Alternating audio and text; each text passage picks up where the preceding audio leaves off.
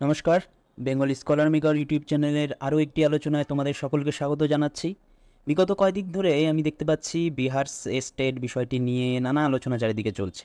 শুধু তাই নয়, syllabus, textual material, text book বিভিন্ন নিয়ে নাকি এই রীতিমতো ব্যবসা চলছে। এর সত্যতা নিয়ে সন্দেহ আছে, কিন্তু সত্য হোক বা মিথ্যে হোক, তোমাদের বিভিন্ন কমেন্টে আমি জানতে পারলাম যে তোমাদের এই বিহার স্টেট নিয়ে কিছু আলোচনা করলে তোমাদের উপকার পায়। সেই জন্য তোমাদের কথাই চিন্তা করে আজ আমরা নিয়ে এসেছি বিহারের এস্টেট সম্পর্কিত বাংলা ও জেনারেল পেপারের যে সিলেবাস সংক্রান্ত আলোচনা। তাহলে চলো দেরি না করে দেখে নিই এই আসন্ন এই পরীক্ষায় কী কী পড়তে হবে। তার আগে এই যে আমরা সিলেবাস নিয়ে আলোচনা করব, সেখানে একটা কথা বলে দিই যে প্রিন্টিং মিস্টেকের জন্য আমাদের যে অফিসিয়াল যে সিলেবাস রয়েছে সেখানে 13টির জায়গায় 15টি ইউনিটের কথা বলা হয়েছে, কিন্তু আসলে রয়েছে 13টি ইউনিট। ঠিক আছে, খুব ছোট আয়তনের ইউনিট, কিন্তু কিন্তু খুব এফেক্টিভ কিন্তু। ঠিক আছে, প্রথম ইউনিটে রয়েছে দেখো ছোট গল্প, রবীন্দ্রনাথ ঠাকুরের ছোট গল্প, কাবুলিওয়ালা, ছুটি, পোস্টমাস্টার, অতিথি, মণিহারা, অপরিচিতা। প্রভাত কুমার মুখোপাধ্যায়ের দেবী, রসময়ের রসিকতা, কাশীবাসিনী, মাতৃহীন, আদরিণী। শরৎচন্দ্র চট্টোপাধ্যায় মহেশ, অভাগী স্বর্গ, বিলাসী, পরেশ, সতী। এই গল্পগুলো 3জন লেখকের আমরা গল্প, এগুলো পড়তে হবে। প্রবন্ধ 2 নম্বর ইউনিটে বঙ্কিমচন্দ্রের প্রবন্ধ, রবীন্দ্রনাথ ঠাকুরের প্রবন্ধ আর প্রমথনাথ চৌধুরীর প্রবন্ধ। এই প্রবন্ধগুলো তোমরা দেখতে পাচ্ছ, বঙ্কিমচন্দ্রের বিড়াল, ফুলের বিবাহ, বড়বাজার, আমার দুর্গোৎসব। রবীন্দ্রনাথ ঠাকুরের বিচিত্র প্রবন্ধের অন্তর্গত। যেমন বিচিত্র প্রবন্ধ বলে কিন্তু কোনো প্রবন্ধ আলাদা করে নেই। এই বিচিত্র প্রবন্ধের অন্তর্গত যে প্রবন্ধগুলো আমরা পড়তে হবে সেটা হচ্ছে পাগল, 15 আনা, সোনার কাঠি, নববর্ষা এবং কেকাধ্বনি। ঠিক আছে, আর এই প্রমথনাথ চৌধুরীর থেকে পড়তে হবে সবুজপত্র, যৌবনে দাও রাজটিকা, চুটকি, সাহিত্যে খেলা আর তর্জমা। ঠিক আছে, ছন্দ অলঙ্কার দেখো, ছন্দ অলঙ্কার এবং কাব্যতত্ত্ব আমরা জানি যে ছন্দ অলঙ্কারে কী কী পড়তে হবে, এবং এখানে একটু মেনশন করেও দেওয়া আছে সিলেবাসের মধ্যে। ছন্দের মধ্যে ছেদ যদি সম্পর্কিত যে প্রাথমিক ধারণা সেটা তো আমাদের পড়তেই হবে। মাত্রাবৃত্ত, দান প্রদান ছন্দ এবং স্বরবৃত্ত ছন্দের 3 প্রকার ছন্দ মেন আমাদের পড়তে হবে। তাছাড়াও পাশাপাশি পড়তে হচ্ছে অমিত্রাক্ষর ছন্দ, কৈরিশ ছন্দ, বলাকার ছন্দ বা মুক্তক ছন্দ এবং সনেট বা চতুর্দশপদী কবিতা যে ছন্দ রয়েছে সেটা আমাদের পড়তে হচ্ছে।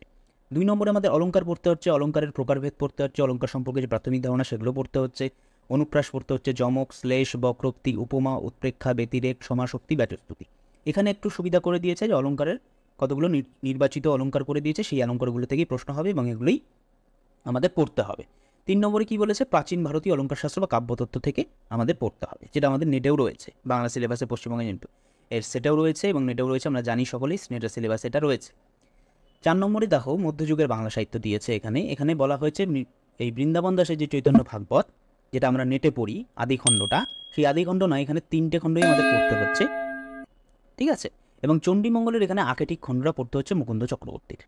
আর বৈষ্ণব পদাবলী নির্বাচিত করে দিয়ে দেওয়া হয়েছে। এখানে দ্বিজচণ্ডী দাসের দ্যুতি সম্বোধনে 6 নম্বর কবিতা, মানে পদাবলী, প্রেমের তুলনার 8 নম্বর পদাবলী, বিদ্যাপতির ভাবোল্লাসের 12 নম্বর পদাবলী, প্রতীক্ষামানার 13 নম্বর পদাবলী, রামানন্দ রায়ের কলহান্তরিতার 19 নম্বর পদাবলী, জ্ঞানদাসের জননীর প্রতি শ্রীরাধা 28 নম্বর পদাবলী, অভাগিনীর আক্ষেপ 29 নম্বর পদাবলী, আর গোবিন্দ দাসের শ্রী গৌরচন্দ্র 32 নম্বর পদাবলী এবং আক্ষেপের 35 নম্বর পদাবলী, আর বলরাম দাসের গোষ্ঠযাত্রা 43 নম্বর পদ।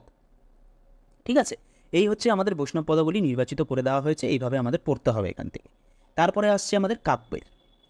এখানে কি বলছে, মেঘনাদ পদ। মেঘনাদ পদ যেহেতু বড়, সেই জন্য এখানে চতুর্থ স্বর্গটা শুধু পড়তে হচ্ছে।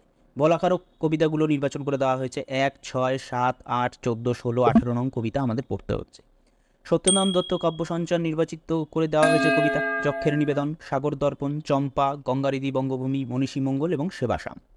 ঠিক আছে, এবং যতীন্দ্রনাথ সেনগুপ্তের কবিতাও কিন্তু আমাদের এখানে নির্বাচন করে দেওয়া হয়েছে, বন্যিস্তুতি, হাট, লোহার ব্যথা, দুঃখবাদী এবং চিরবৈশাখ।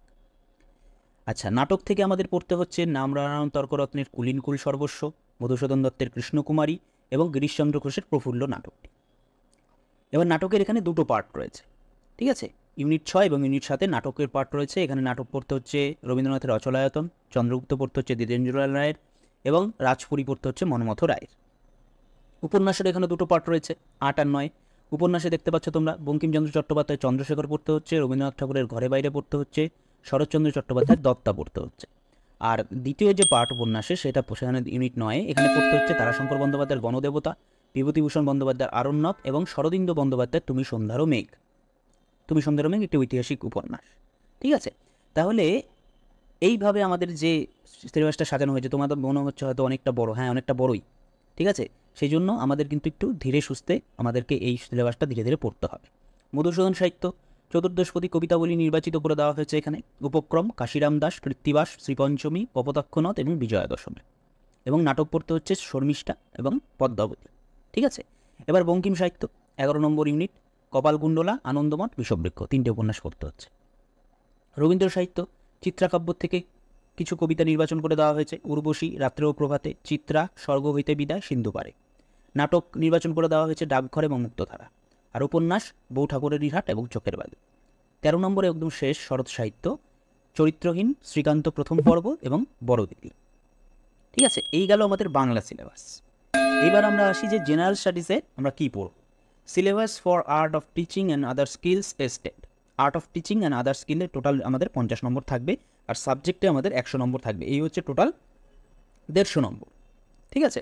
তাহলে ইউনিট 2তে আমরা কি দেখতে পাচ্ছি, অর্থাৎ এটার সাথে যে 50 নম্বরের মার্কসের থাকবে আমাদের, যেটা আমাদের নেটের ক্ষেত্রে হয় 50 নম্বরের জেনারেল পেপারের প্রশ্ন হয়, সেরকমই স্টেটের মধ্যে জেনারেল 50 নম্বরের প্রশ্ন থাকবে। আর্ট অফ টিচিং থেকে মার্কস 30 থাকবে এবং আদার স্কিল থেকে 20 থাকবে। আর্ট অফ টিচিং কি? আর্ট অফ টিচিং হচ্ছে আমরা বিএডে যেগুলো পড়াশোনা করেছি। দেখো আর্ট অফ টিচিং কী কী আছে তোমরা কিন্তু দেখতেই পাচ্ছ, এবং তোমাদের বিএডের কথা কিন্তু তোমাদের স্মরণ হচ্ছে যে বিএডে তোমরা কিন্তু এগুলো পড়েছো। Teaching and learning, meaning, process and characteristics, teaching objectives and instructional objectives, meaning and types, Bloom's taxonomy, teaching methods, lesson plan, micro teaching, effective ecosystem of classroom, textbook and library, qualities of teacher, evaluation and assessment for learning, curriculum, factors affecting teaching, teaching aids and hands of learning। এবং আদার স্কিলের মধ্যে আমাদের যেটা পড়তে হচ্ছে এটাও কিন্তু খুব গুরুত্বপূর্ণ, এখানে 20 নম্বর থাকছে। সেটা হচ্ছে general knowledge, environmental science, mathematical aptitude এবং লজিক্যাল রিজনিং। তার মানে প্রত্যেকটা অংশ থেকে এখানে 5 করে থাকবে 20 নম্বর, ঠিক আছে। জেনারেল নলেজ 5টা থাকবে, এনভায়রনমেন্টাল সায়েন্স থেকে 5টা থাকবে, ম্যাথামেটিক্যাল অ্যাপটিটিউড 5টা থেকে 6টাও থাকতে পারে এবং লজিক্যাল রিজনিংও থাকতে পারে, ঠিক আছে। তাহলে এই হচ্ছে আমাদের পুরো সিলেবাস। তাহলে বাংলা সিলেবাস এবং তার জেনারেল সিলেবাসের কিন্তু পুরো কম্বিনেশনটা তোমাদের সামনে রাখা হলো। আশা করছি যে এটা তোমাদের খুবই কাজে লাগবে। এবং অনেকেই আছে যে এই সিলেবাস দেওয়ার জন্য প্রিন্ট করে তাকে এই টাইপ করে প্রিন্ট করে বাড়িতে পৌঁছে দেওয়ার জন্য কিন্তু অনেক করে টাকা নেওয়া হচ্ছে, এটা আমার কানে এসছে। আমি জানি না এর সত্যতা, আমি যাচাই করিনি, তবুও যদি এটা হয়ে থাকে তাহলে খুবই দুঃখজনক যে এইরকম সুযোগের একটা অসৎ ব্যবহার, এই সুযোগ নিচ্ছে সকলে, এটা কিন্তু এটা মানা যায় না, ঠিক আছে। তোমাদের যদি প্রয়োজন হয় পিডিএফ, এটা তোমরা আমার এই চ্যানেলের ডিসক্রিপশন বক্সে তোমরা হোয়াটসঅ্যাপ গ্রুপের লিঙ্ক পেয়ে যাবে, তোমরা সেখানে যুক্ত হও এবং সেখান থেকে আমরা কিন্তু পিডিএফ ফাইলটা তোমাদেরকে অবশ্যই প্রোভাইড করার চেষ্টা করব, কেমন। এটাতে সেরকম কোনো ম্যাটার নেই। এবার পড়াশোনাটা তোমরা কিভাবে করবে, তোমরা যদি চাও যে এটার পড়াশোনা আমরা শুরু করি, তোমরা আমাকে কমেন্টে জানাও। যদি তোমাদের উৎসাহ পাই তাহলে অবশ্যই আমরা এই সিলেবাস নিয়ে পড়াশোনা শুরু করব এবং আমাদের এই ইউটিউব চ্যানেলে তোমাদের জন্য এই ক্লাসগুলো আসতে থাকবে, কেমন। তোমরা আমাকে কমেন্টে সেটা জানাও, ঠিক আছে। তাহলে আজকে শেষ করছি। ভিডিওটি যদি এতটুকু তোমাদের উপকারে লেগে থাকে তাহলে অবশ্যই আমাদের চ্যানেলটি সাবস্ক্রাইব করো। এরকম প্রয়োজনীয় তথ্য ক্লাস তোমাদের জন্য প্রতিনিয়ত আনার আমরা চেষ্টা করছি। তোমাদের যে কোনো প্রয়োজন আমাকে কমেন্ট করে জানাতে পারো, আমরা যথাসাধ্য তা মেটানোর চেষ্টা করব। ভিডিওটি শেষ পর্যন্ত থাকার জন্য তোমাদের সকলকে অসংখ্য ধন্যবাদ। দেখা হবে পরের কোনো ভিডিওতে।